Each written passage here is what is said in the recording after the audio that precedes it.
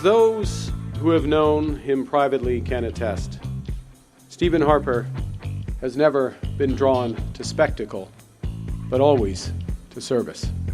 Well, this week it was a spectacle for Stephen Harper. The former Prime Minister stepped back into the spotlight for his official portrait unveiling, had some laughs with Jean Chrétien, and weighed in on national unity. I'm Catherine Cullen, and this week on The House, what Harper had to say about fighting for this country and whether he might be ready to play the role of Captain Canada. We've got the portrait painter and some Harper watchers to weigh in. Also, we'll dig into that conversation around national unity, why Danielle Smith wants more say around new judges, and what the prospects of a referendum in Alberta look like right now. But we begin with a different kind of attempt to fortify Canada's sovereignty. Mark Carney's plan for Canada's auto sector. Electric vehicles will play a big role, but does it make sense to put billions into the struggling sector? Ladies and gentlemen, start your engines, because the House is now in session. More than 500,000 Canadians wake up every morning, go to work, and bring home a paycheck because we make cars in this country. Prime Minister Mark Carney laid out his vision this week for how to fortify Canada's auto industry in the face of attacks from U.S. President Donald Trump. A big part of his answer is electric vehicles. The future of the auto industry is increasingly electric and connected. The new strategy is complicated. For buyers, there are incentives, up to $5,000 in rebates when you buy particular kinds of EVs, like ones built in Canada. The rebate declines and eventually ends after 2030. There's $1.5 billion for new EV charging stations and infrastructure. For car makers, there are rewards for building in Canada. There's billions for plant investments, a corporate tax cut for EV makers, and a plan to offer credits to companies who build cars in Canada that they'll be allowed to sell to other companies who want to sell foreign-made cars here. It's all worth a shot, says Greg Mordew, an associate professor of engineering at McMaster University who used to work for Toyota Canada.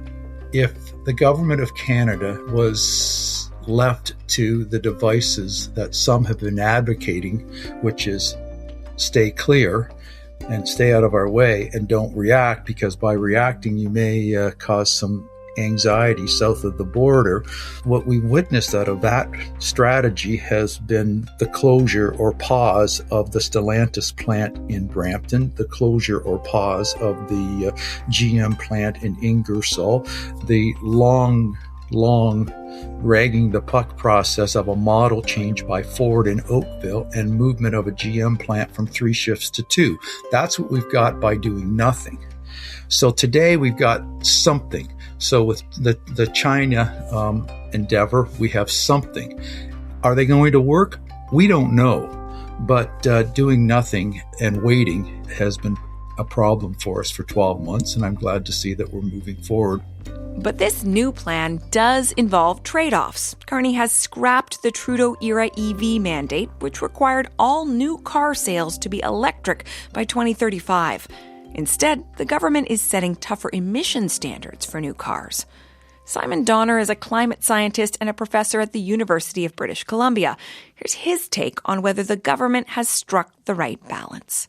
The politics and the geopolitics of the moment are pretty complicated. And so you can see what the government's trying to do here is triangulate between getting us onto a pathway where we're selling more electric vehicles and we're improving the efficiency of remaining cars, while also balancing the fact that the U.S. is not moving that as quickly in that direction because of the Trump administration, and that North American automakers are frankly behind the rest of the world.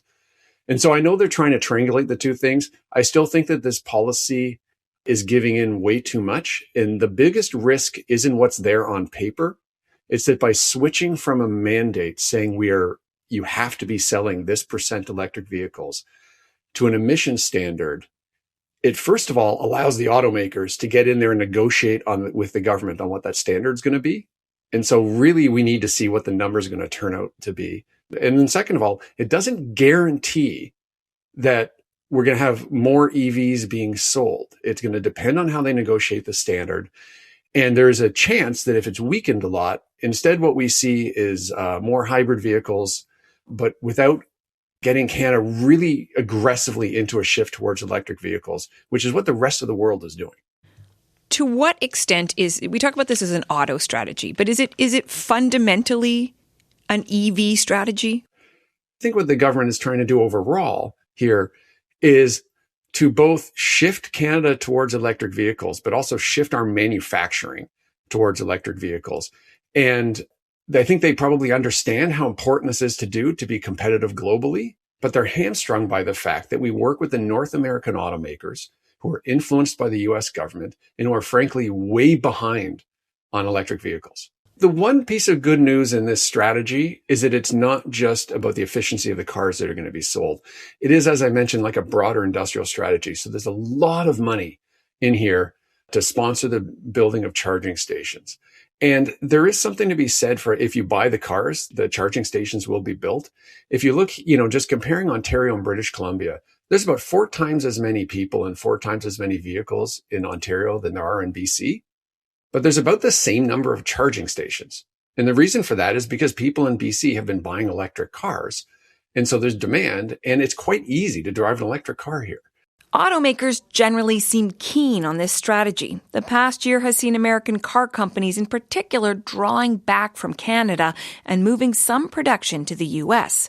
Will American companies continue to be a meaningful part of the Canadian auto landscape, especially as Trump's tariffs continue to wreak havoc? Here's Greg Mordew again. They have historically taken up a lot of space, and they have continued to operate as if they are the big brothers. But frankly, they should probably be sitting at the kids' table because they make not very many cars in this country, and their commitment to it is declining all the time. Mordew explains that the Detroit 3, the so-called D3, have seen a dramatic dip in the number of vehicles they make in Canada over the last decade. Honda and Toyota are now much more significant. We can't take them for granted either. The D3 in the past 12 months have departed Canada in pretty significant numbers because they're able to. Honda and Toyota are at full capacity in the U.S. If they wanted to move production of a model from Canada to the U.S., it's difficult. They don't have excess capacity in the U.S. They'd have to build a new plant. Doesn't say they can't do it, but they can't do it on a dime. But we can't take that for granted. If we simply followed the strategy of saying, well, we'll wait for the outcome of the USMCA. Oh, that didn't work. Well, let's wait for the midterms. Oh, the midterms didn't settle anything. Well, let's wait for a potentially new U.S. administration in 2029. If we wait for that, we're going to be in a precarious position with Honda and Toyota as well.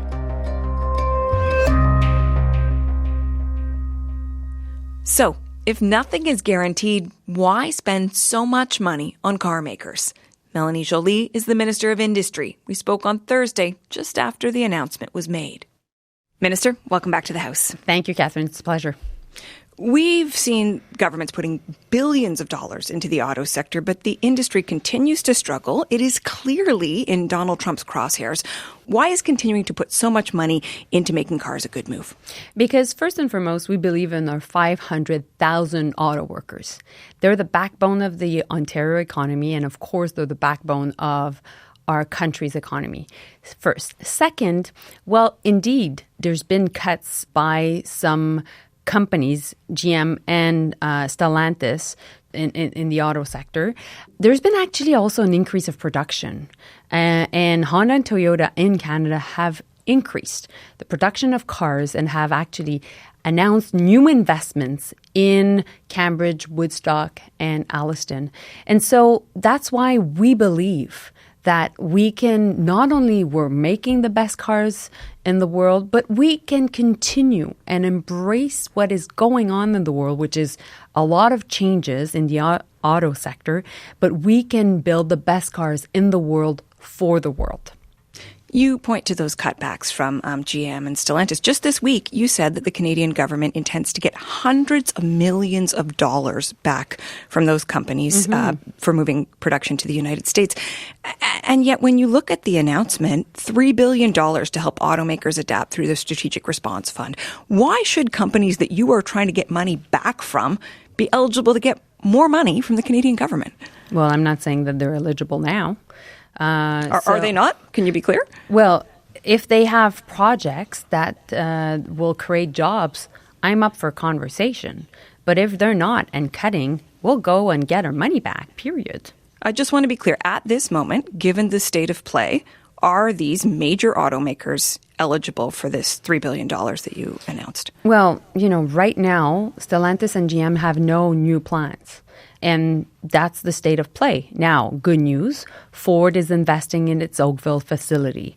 And Ford will be bringing back important shifts this summer. So that's good news. Honda and Toyota are investing. We have 2 battery plants being built. Actually, the LG Stellantis one in Windsor is actually hiring. And the St. Thomas one from Volkswagen is in construction right now and will be hiring 3,000 people. So I know we've been hearing a lot about the layoffs, which obviously we're concerned and we will fight back. But at the same time, they're really good news. So that's why I don't want to let down the auto workers, and I don't want us to have no plan. And I've been asked the question a lot about, what's the impact of the U.S. tariffs, etc. Are we letting down, CUSMA, which clearly is not the case. But in 2025, Catherine, we were reactive. We were following everything that was coming out of the White House, which, of course, was the right thing to do. But in 2026, we won't be only reactive. We have a plan. Our auto strategy is now out, and we will make sure that we implement it. The opposition is on this, saying that giving money to American automakers, despite the fact that there are still tariffs on Canadian cars being sold in the U.S., is problematic. Listen to Conservative MP Kyle Seaback. So Donald Trump has put 10% tariffs on every single vehicle that we send to the United States. And in return, we're giving subsidies for the EVs that they produce to come into Canada. How is that elbows up? This is the exact opposite of elbows up, and it's going to hurt Canadian auto workers. What do you say? Well, I must remind my colleague that we have imposed tariffs, counter tariffs on American cars coming to the U.S. So we've already decided to head back. Now, what we've done is we have a quota system. So for every car the automakers that are exporting to the U.S. are making, we have a remission system, which basically they're not paying tariffs. But what we've done right now is every time, for example, GM or Stellantis are reducing their production, we're making sure that they cannot export cars from the U.S. without paying tariffs. And what we've announced today is, well, Honda and Toyota have increased their production. Well, we want to make sure to reward them because I've been saying that many times. We want to invest in those who invest in us. So what we're looking at is to create this system where there would be tradable credits so that companies that would want to have access to the Canadian market would need to buy from Honda and Toyota or other car companies increasing their production credits in order to be able to pay no tariff. So I think my colleague is not actually looking at the entire landscape because putting tariffs on American imports was really important. Let's talk about the consumer part of this. You want people to buy these electric vehicles, but the amount that people will get back in rebates declines in the coming years. So this year, up to $5,000, but down by $1,000. Next year, another $1,000 after that. Why are you shrinking the incentive so quickly? Because what we think is we can attract new investments from Korea, Germany, or China in Canada to increase the supply of cheaper EVs. And the problem we had with the last policy was that it was not enough targeting the supply, the choices that basically Canadian consumers could have. And we think that we're bringing now 49,000 Chinese EVs to Canada. We will increase that by 6% over the next 5 years. That will give the choice of affordable EVs to Canadians. And at the same time, we think that we can have more production in Canada. So that's the goal. How close are we to that? Pardon me, Minister, but you mentioned Germany, Korea. How close are we to a deal on that? So we're linking the defense procurement of submarines to the fact of having a car plant in Canada. We believe it's important. I've had conversations with Hyundai. I've had conversations as well with Volkswagen, and we'll see what they will bring to the table.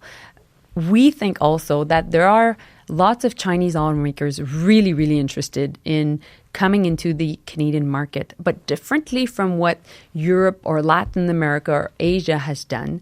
We have said we have a hard cap on 49,000 vehicles coming from China this year. But the only way for Chinese automakers to really sell in Canada, they have to produce in Canada. And so what we will do is we will really work with Canadian companies. We have the biggest car parts companies in the world are Canadian. Magna, Linamar, and also Martin Ria. And we think that they can do joint ventures with Chinese companies to actually build in Canada. And they're doing that around the world. Magna out of Austria is building cars for Xpeng, which is a Chinese company. So they do that elsewhere, and we think they can do that in Canada. So we've been having conversation with BYD, with Chery, and also with other Chinese automakers. I want to ask you about the environmental piece of all of this. Previously, you had wanted all new car sales in Canada to be EVs within a decade. That number is now down to 75%. How is today's announcement not backing off your climate aspirations? So we were trying to square a circle, which is how can we protect our auto manufacturing in Canada, 500,000 jobs, like I've mentioned at the beginning of the interview, and how can we make sure that we're not hostage of our geography, where basically the entire auto sector across the world is modernizing, embracing EVs, but not North America. And particularly under the American administration right now, that's clearly not the case.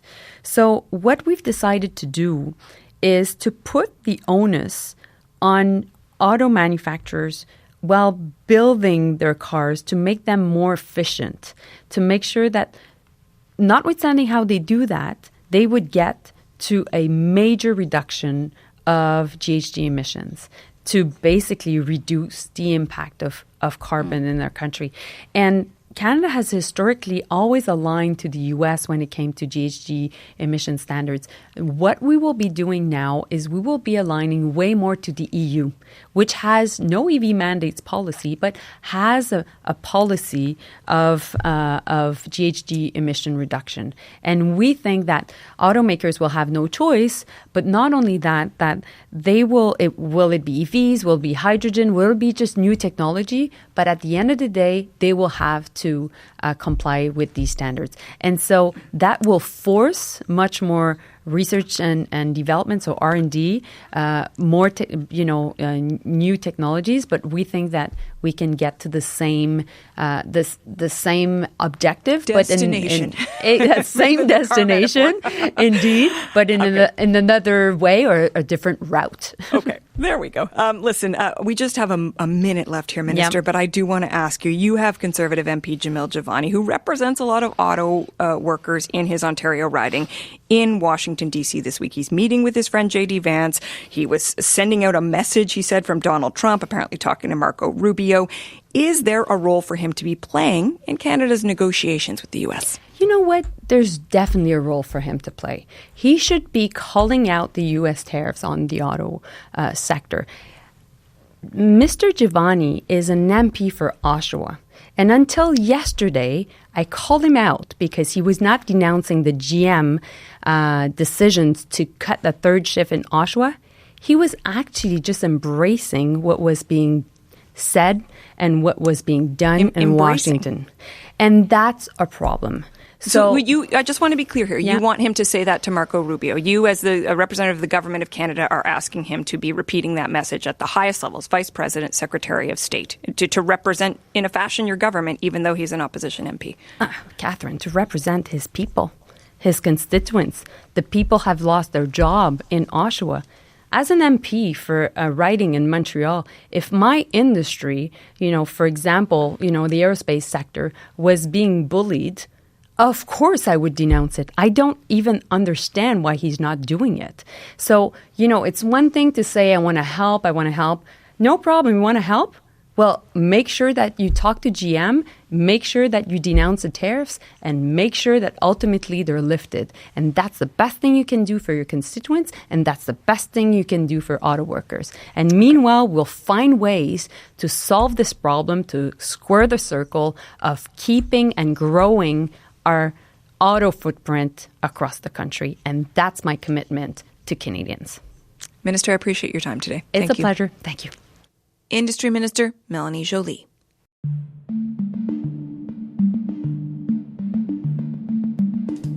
Lots more coming up on the House podcast. We've got a closer look at Alberta separatism. Should someone be making a louder case for a united Canada, or could that wind up making the division deeper?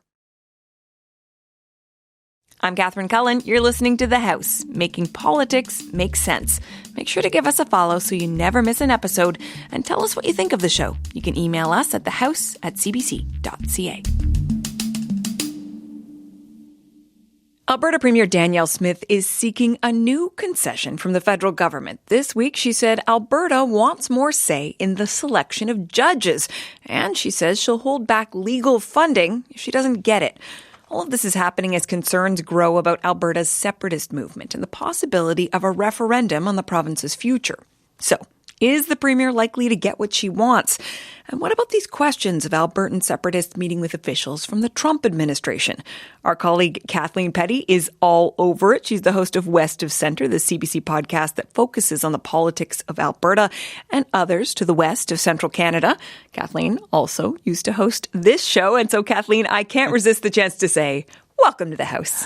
I love it, Catherine. It's good to be here. It's great to talk to you. Let's start with Danielle Smith's letter, where she is seeking more say in how judges are appointed. What's really going on here?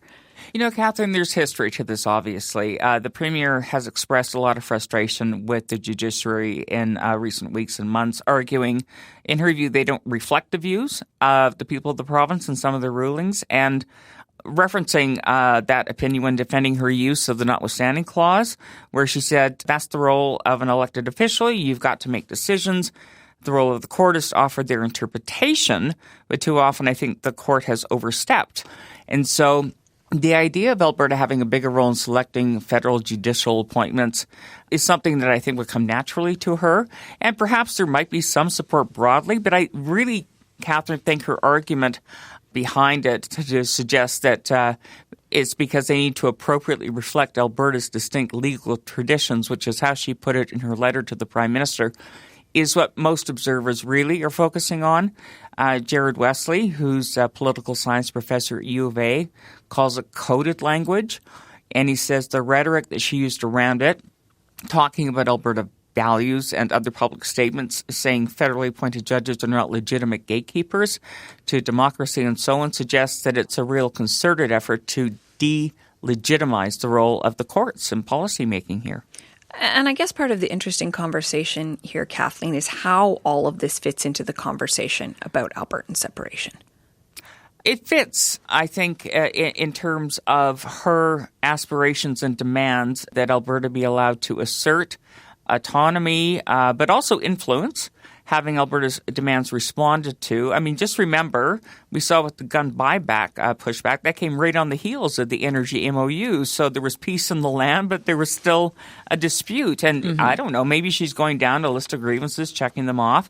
But ultimately, the Premier maintains she's protecting and asserting Alberta's sovereignty within a united Canada, as she describes it. And so let's dig into the sovereigntist, separatist movement more broadly. You had this fascinating conversation with the head of the Alberta Prosperity Project, Mitch Sylvester, on your podcast a couple of weeks ago. You asked him about these meetings with members of the Trump administration. This is before the Financial Times wrote about it, before David Eby, BC Premier, weighed in and called the move treason. What were some of your big takeaways from that conversation?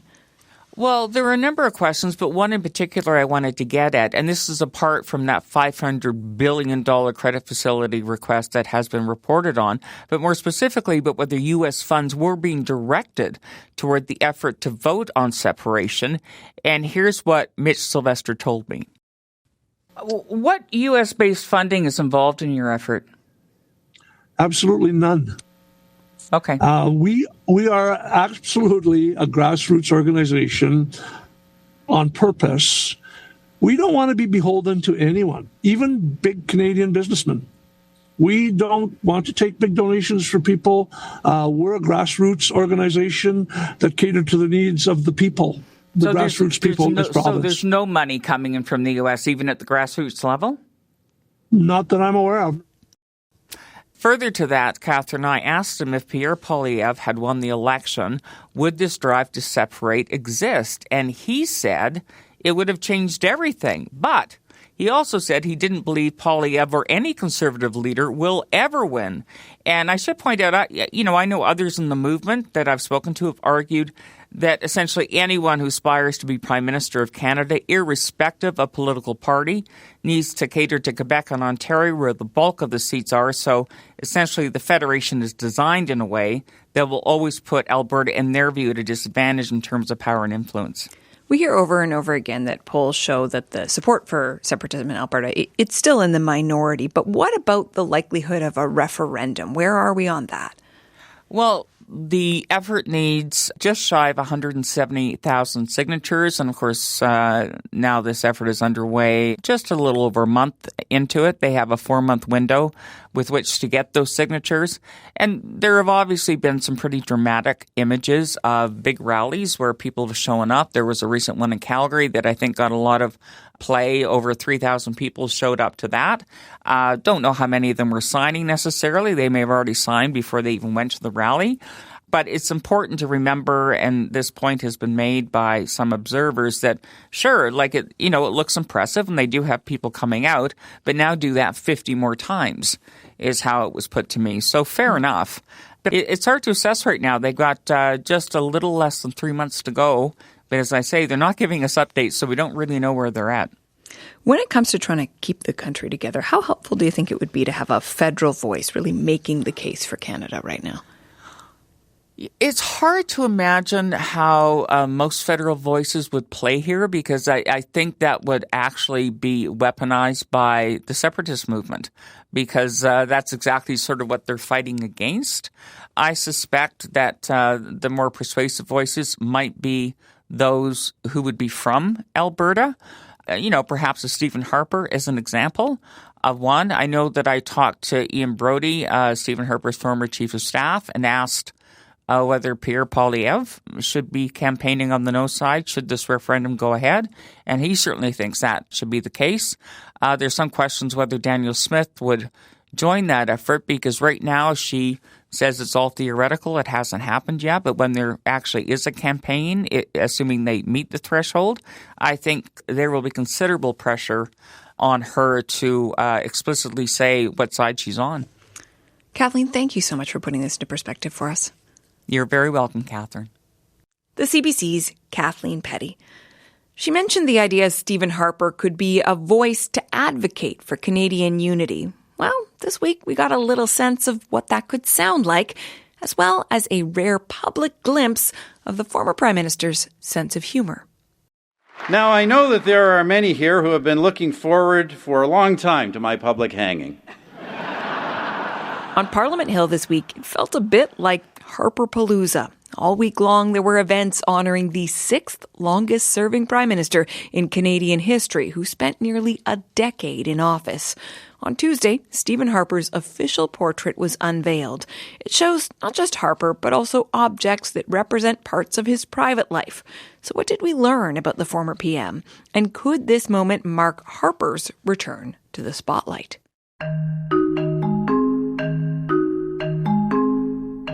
I knew everyone would like Stanley the cat. There's also a miniature Stanley Cup in the painting. And most people think it's there because of Prime Minister Harper's interest in hockey and the history of hockey. But the other reason I put that Stanley Cup in there is Stanley the cat. Phil Richards is the artist behind the portrait. He's painted many famous faces, including the Diamond Jubilee portrait of Queen Elizabeth II. In this case, he worked closely with Harper to decide on dozens of little details with special meaning. For a former prime minister known for his love of animals, that meant including a family pet.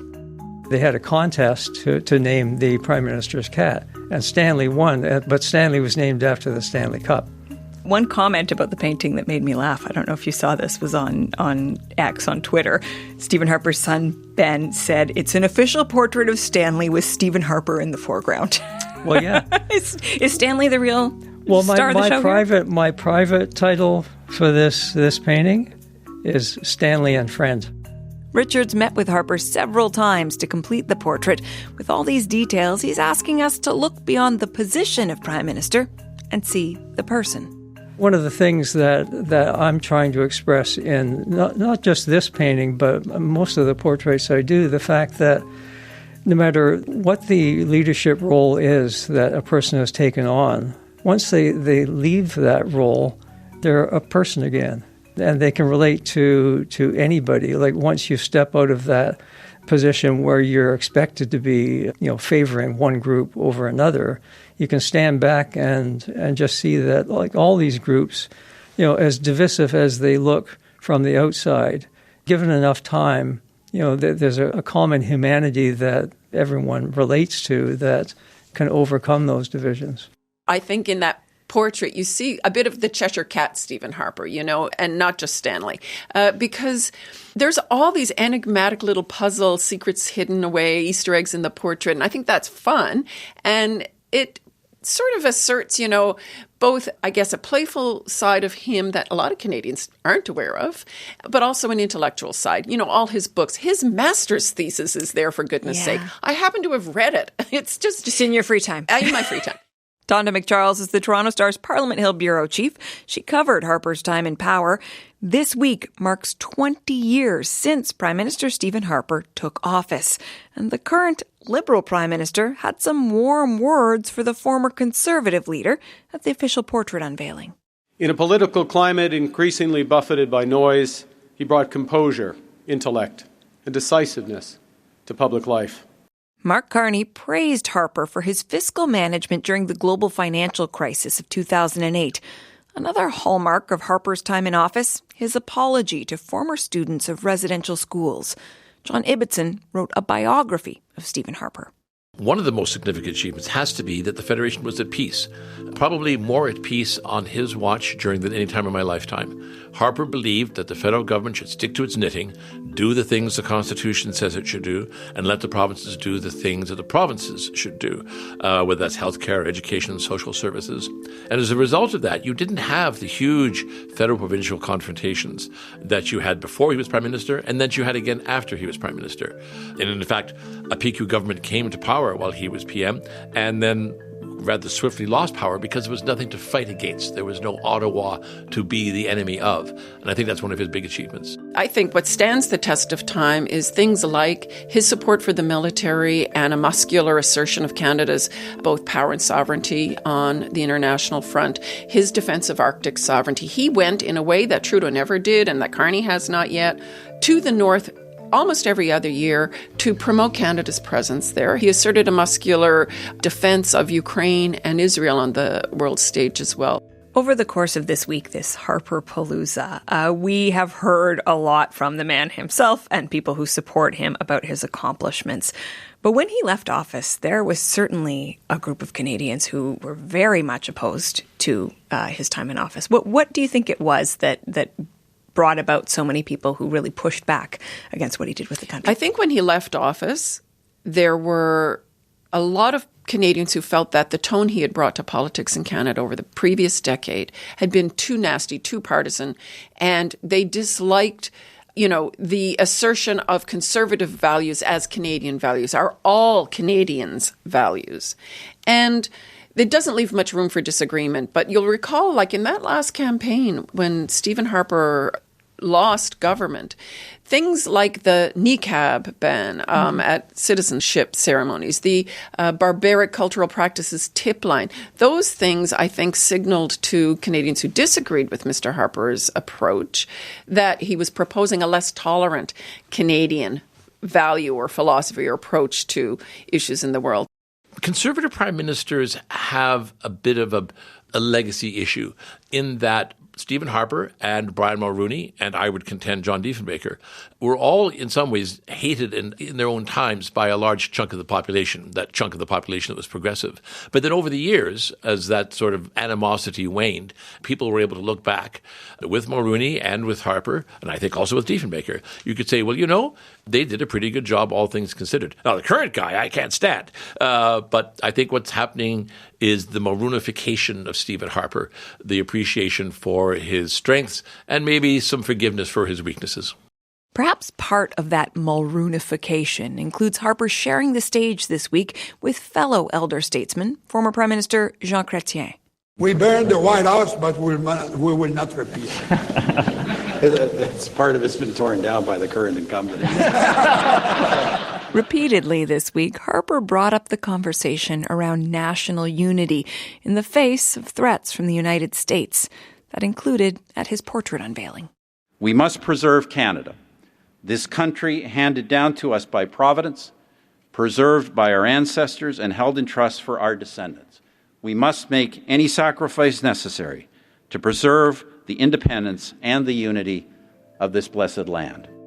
It's led some to wonder whether Harper might step back into the spotlight, taking on the kind of Captain Canada role some politicians did during the 1995 Quebec referendum. He's been out of it long enough, and he has now enough of a statesman's hat, also a statesman's portrait, that he could play something of a Captain Canada role, that is, especially in Alberta, he could say, yes, I understand you, I'm from here, I know your grievances, but believe me, you're stronger inside the country than outside it. I think that's a message that he could deliver with some conviction, and that might actually sway some votes. Do you think he's inclined to do that? I mean, he's a private man, but I think it's something he would do if he felt he had to do it for the sake of the country. I think that he has some good advice probably to offer Mark Carney's government, especially when it comes to dealing with Western separatism. Even though Mark Carney's from the West, that's going to require a passionate summoning of forces and emotions in Canadians and in Alberta to push back against the separatist rise there. And I think that Captain Canada, look, there's a lot of Captain Canadas, and we could use all of them. I was talking to the Toronto Star's Tonda McCharles, Harper's biographer John Ibbotson, and the painter of the former Prime Minister's official portrait, Phil Richards. This week, the Premier of New Brunswick made her final post on X, announcing her government's departure from the social media platform formerly known as Twitter. Susan Holt called the recent concerns about the platform deeply troubling. It's been in the spotlight for allowing sexually explicit deepfakes of women and children. In Canada, it's been 5 years since the federal government first proposed legislation to tackle online safety. 2 since the controversial Online Harms Act was tabled, and 1 since that bill died when Parliament was dissolved last January. In all those years, online dangers have only gotten more complicated. So how much faith can we put in the government to make the internet safer? Josephine Maharaj is a 12th grader who lives in Ottawa. She's also a youth rights advocate with Children First Canada. She testified at the House of Commons Heritage Committee on Tuesday. I spoke to her afterwards. Josephine, thank you for joining me. Thank you for having me. You're putting yourself out here. Yeah. You're talking about your own life and your friends, and I'm sure that can be a little bit uncomfortable. Why is it important for you to speak out about this? Well, we are the first generation to grow up completely online. This is not just a part of our life, it's part of our entire existence. I don't know what it's like to grow up without YouTube or a smartphone. And that's why it's important to us. It's an integral part of our identity. And if we're not consulted on it, we're just passive observers in something that impacts every aspect of how we live. When it comes to the harms of social media, what is it that you worry about the most? I suppose from a teenager's perspective, I would say how it impacts how we view ourselves. You know, being 16, 17, 18, we're already making the transition from childhood to adulthood. We're finding who we are, we're discovering what we like. And social media acts as like a twisted magic mirror where it highlights what we're insecure about, while setting the bar for what we must be, who we have to be, and what we must attain to in a possible level. So it really just makes the anxiety that we already feel so much worse. You also talked about what you would like the internet to look like. So let's say new legislation gets passed. What would your hope be for how your experience would be better? So for me, success online is an internet that we're not beholden to. Like, social media is there. It's going to continue to exist, as does the internet as a whole. I believe that's something that we talked about a lot in the briefing, and is the fact that we don't want to get rid of social media or get rid of the internet. But I think success would be the ability to navigate it mindfully, regardless of age, where we can log off and live our lives without being easily accessible all the time. You know, it is a tool at the end of the day, and tools are meant to be put down. So for me, that's what success would look like. High school student Josephine Maharaj. Susie Dunn is the interim director of the Law and Technology Institute and an assistant professor at Dalhousie University's Law School. Welcome to the House. Hi, thanks for having me on. Thanks for coming on. The online world is changing so quickly. How much has the conversation around safety changed since the Liberals first tried this legislation a couple of years ago? Yeah, in the world of online safety, it's interesting because every day there's a new form of technology and every day there's a new way that it can be used in a harmful example. You know, one of the most recent ones that we saw was the use of Grok on X being used to undress people. And so the technology is always evolving, but I think the conversation around the way that we mitigate online harms hasn't changed drastically over the last 5 years. And I think the place that we were in, a year or so ago when we were, getting closer to seeing the Online Harms Act be introduced, I think that there had been, some form of consensus that was building around support for that particular bill. So it is, though, as we say, vast. I mean, you point to Grok, artificial intelligence, deep fakes. We know there are concerns about chatbots. There are concerns about online hate. Where is it that you think the government should be most concerned about trying to address some of the challenges online? Yeah, so when there's government approaches to it, I think there's several things that we need to look at. So there's the law. How are we actually going to change the law to make people safer? So you can look at, civil law. We have civil intimate image laws. We have criminal laws that are being introduced through Bill C-16. And then we have broader content moderation laws, which is what seems to be a larger part of the conversation and is a central aspect of the Online Harms Bill. But also when we look at government responses, there's also a real need for knowledge mobilization, changes in education, cultural shifts, support for helplines, particularly when we're talking to young people and victims of violence online or abuse online. One of the things that there is a real gap for in Canada is a lack of services that provide direct help for those types of individuals. So even if laws exist, people often don't necessarily know where to go to get good help. Part of the conversation is specifically about young people. And the Globe and Mail has reported that the government is considering one of the options, certainly age restrictions for people under the age of 14 in terms of accessing social media. Now, a representative from one of the more popular social media companies, Meta, so Facebook and Instagram, Rachel Curran, spoke to our colleagues at Power and Politics this week about addressing some of these concerns about the age of people who access their platforms, age verifications. Let's listen to a bit of what she said. Really, the best way to verify age accurately is to do it at the App Store level. It's impossible to enforce, age restrictions or age-appropriate experiences properly without accurately determining age. And the best and most effective way to do that is at the App Store level.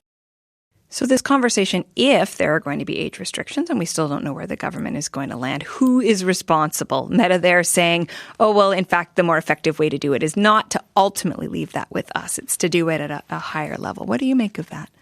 Yeah, well, I think there's a question around whether age verification is actually the solution. You know, is banning young people from social media what we want to do? Or is what we want is legislation that's going to require companies, social media companies, video game companies, gaming platforms, all of these things, are we going to require them to think about how safe they need to make their platforms and to make age-appropriate adjustments to their users? I think that's really what people want. I think this idea of banning people from social media is a simple solution that in some ways gets social media companies off the hook. They say, well, okay, kids aren't on our platforms anymore, so we don't need to worry about, keeping platforms safe. And also when we're thinking about how the government is going to restrict young people, what are they restricting them from? Is this only social media companies? Is this video game systems? We know a lot of harms that occur on platforms like, Discord or Roblox, these types of games that are designed for children, spaces that are designed for children. And we're starting to see a shift in how those companies are thinking about making people safe. So for example, Roblox has made shifts not to remove children from the platform, but to say only people in like ages can talk to each other, so we don't have to worry about adults accessing young people. So although age verification is one of the proposals that's coming through that seems like a simple, easy proposal, I actually don't think it's the best one that we can get. And I think that there will be more disagreements when it comes to whether that's the model that we want because of the privacy issues that come up with age verification. If we do move forward with age verification, I think that device-based age verification is one of the most privacy protective models that we have, but we will really have to think about, if we're going to do age verification, how can we do it so it doesn't violate the rights of all people who want to access content on the internet? You cite a positive example with Roblox, but if you look at the Online News Act, right, where Justin Trudeau's government tried to put restrictions on platforms, now we don't have news on Facebook or Instagram. So to what extent do you believe that some of these big companies would be willing to play ball if the government tried to shape some of these interactions with users?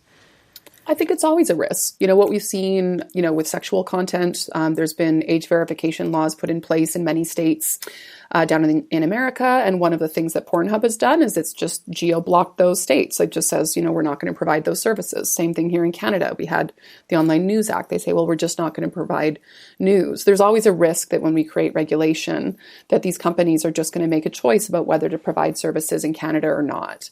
And Canada's particularly vulnerable compared to larger jurisdictions like the European Union, because from a profitability standpoint, Canada's not a big player.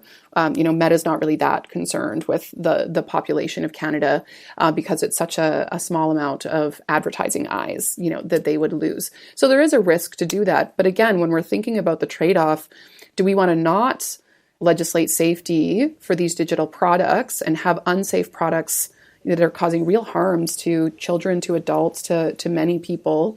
Or do we want to say we need to make legislation that requires these platforms to be safer? And one of the risks that we're willing to take is that we won't have these services. How optimistic are you that the government can get it right this time? I think if they go with a closer model to what they had initially and they're not changing it too drastically, I think it's very hopeful that we're going to have something new. And this is an age of experimentation, and I think that this is a good first step. So I'm hopeful about that. Thank you for taking the time to give us your perspective. Thank you. Dalhousie University's Susie Dunn.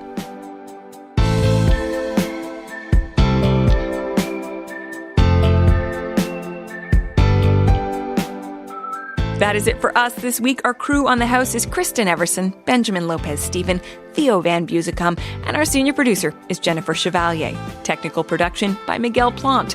I'm Catherine Cullen. Thank you so much for listening.